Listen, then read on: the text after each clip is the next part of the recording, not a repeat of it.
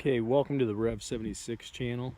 Today we have the SIG P220 Elite stainless. It comes in this pretty nice carrying case, really. I mean, compared to most pistols. And as you can see here, it's chambered in 45 ACP compared to a 9mm. Pretty hefty round. A lot of stopping power. Not a very fast moving round, but she gets the job done. And here's what she comes with. Owner's manual. She's a beaut. I did, however, take the rosewood grips off. I added the Hogue grips with their standard pattern, and they fit very, very well in your hand. It's got two magazines, two 8-round magazines. I have 5 10 extended mags as well that I bought shortly after owning this for a while.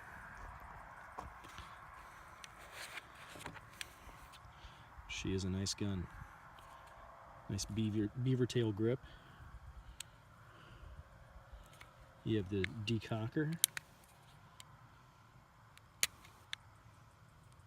Works very well. That's actually a feature that I really wish was on a lot more guns, because it is pretty nice to have. I have a CZ that it would be sweet if it had the decocker on there as well. I mean, it is a competition gun, but it still is a nice feature. Night sights, the tritium night sights, which are fantastic at night. You do kind of, when you're looking at this gun, you kind of get a feel that it had, you know, some inspiration maybe from the 1911. Actually, that I did have a choice between either a SIG 1911 or the P220, and at the time I did go with the P220.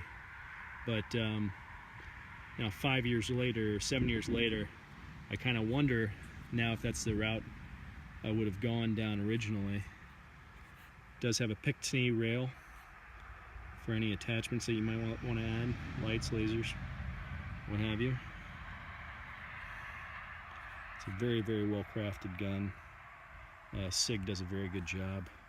They're very consistent in their manufacturing.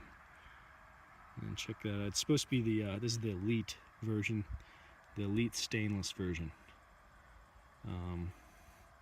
As you can see, I got some silica packets in there. Even though it is stainless, I was getting some rust residue. I don't know if that was from maybe some of the other parts in here and not the frame itself or the slide, but I don't know. I was at a range one day, and an older gentleman told me to put those in there with the gun, and it'll slow that down or make it subside, and it has. It's done the trick. So I change them out every now and then, but great gun, very well balanced.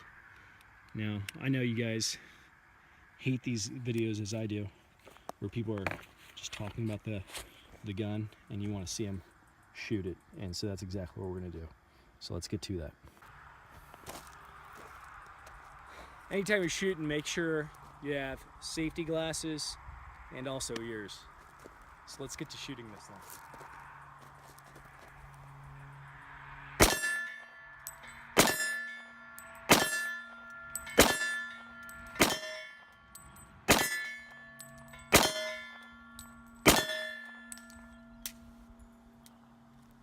Tell you what, that's a lot of fun. I forgot how fun this gun is. This has been pretty much a safe queen for like the last 2 years since I got into 3-gun. And tell you what, this is my Scar 17 I really miss. Let's go ahead and shoot another one.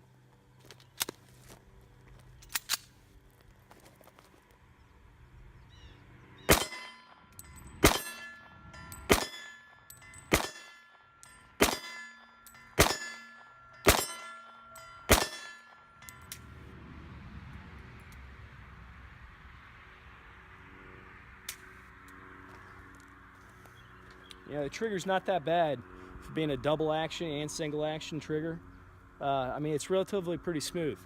The length of travel I wish was a little bit shorter, and overall I think you know, especially for a stock production gun, very nice trigger. The other thing I wish was a little bit bigger was the mag release. It sits kind of flush. Well, maybe it's just with these Hogue grips. I don't quite remember what the rosewood grips were like, but yeah, it's a little hard to access without, you know, manipulating your firing hand.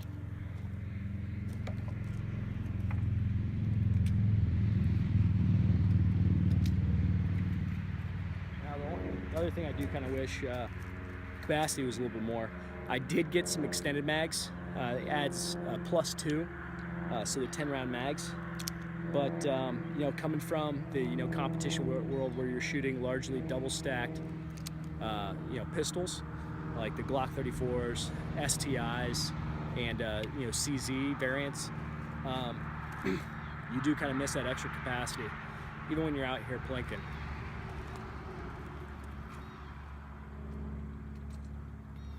I guess that's probably why they came out with the SIG P227, which I haven't had the opportunity to get my hands on, but you know, maybe in future videos we'll have it out here and we'll compare the two. Let's see if we can get these little guys. Test some of that accuracy.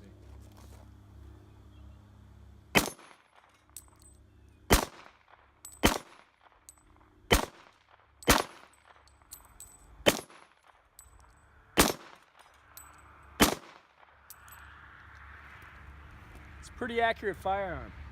I don't know if you know, but those are only about 3 inches wide.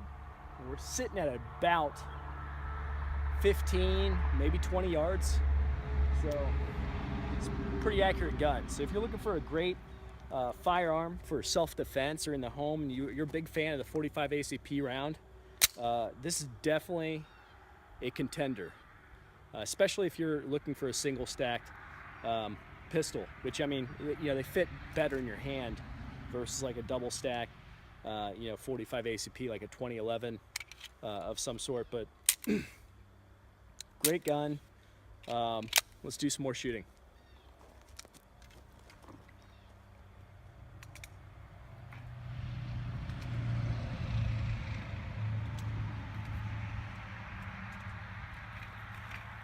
By the way, you know, this is our first episode of our new channel, Rev 76. We do appreciate you stopping by and checking our channel out, checking our episode out. We do ask, you know, since we are a new channel, you know, please like, subscribe, share with your friends. We're gonna do some, I guess, redneck experiments. We're gonna have some roundtable discussions. And we're also going to do an AR-15 piston shoot-off here soon. I'm sorry, a piston AR-15 shoot-off with an LWRC, H&K, POF, and PWS to see how all those guns really compare. That'll be coming up here. And we're also going to compare some popular competition shotguns with some, I guess, like anywhere from the Benelli M2 on down to like Stoeger, Fianchi, Mossberg 930, JM Pro.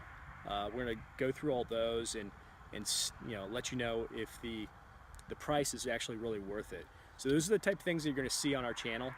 We want to try to keep it fun. This would, you know, being, you know, our first one, because I'm not going to have this firearm for very much longer. I actually just had a friend show some interest and he wants to buy it. And since it's been a Safe Queen, I kind of feel bad. So I wanted to find it a new home. But you know, just so you guys know as a viewer, you know, what to expect from us.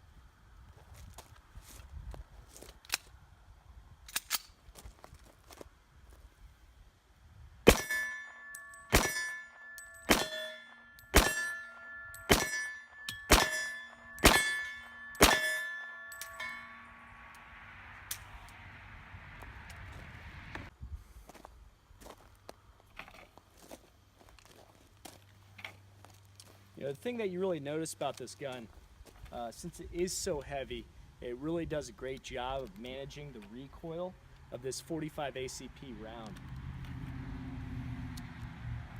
It really makes follow-up shots a lot easier having a heavier gun, especially when you're talking about a 45 ACP.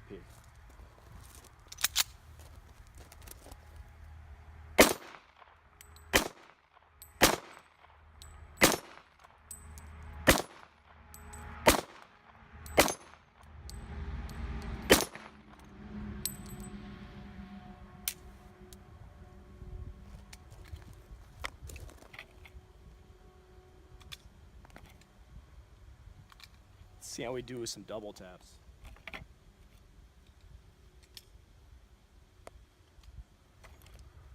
You know, another thing that I really do enjoy about these mags is they're extremely easy to load, especially for steel mags. Every now and then I have a CZ and it's just a pain, even for 9mm rounds to load. It seems to really tear up your thumbs. And these being so smooth, and I mean the trigger or the spring in here is just perfect for the 8 rounds in here. And I don't really have a lot of experience with 1911. I don't know if 1911's magazines are this smooth as well, but I tell you what, I have not had a single failure. I've owned this gun for about 5 or 6 years now, and you know, loading these, check it out, made in Italy. Yeah, maybe it has something to do with it. I don't know. Like loading these magazines are really just a true joy.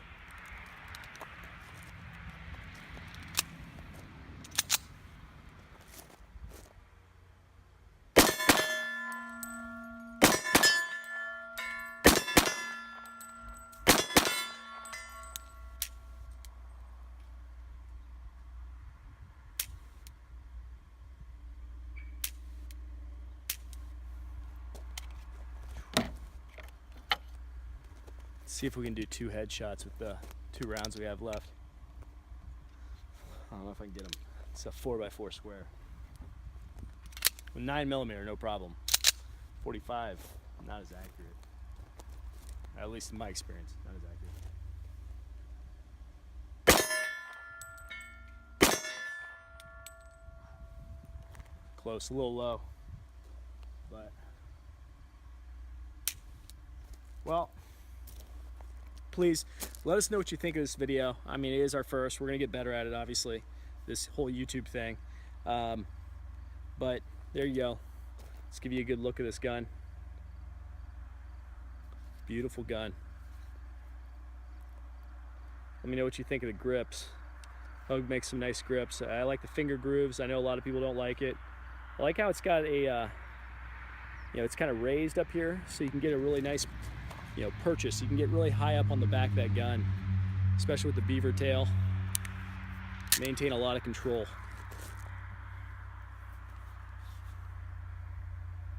Breaking it down is actually relatively simple as well.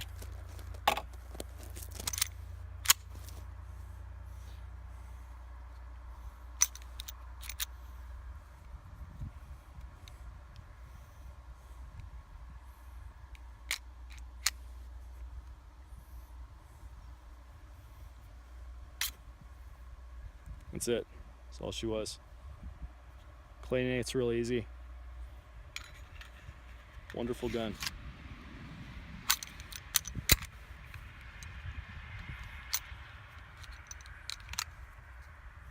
So, there you go. Sorry I fumbled a little bit. It's been a while since I broke this thing down.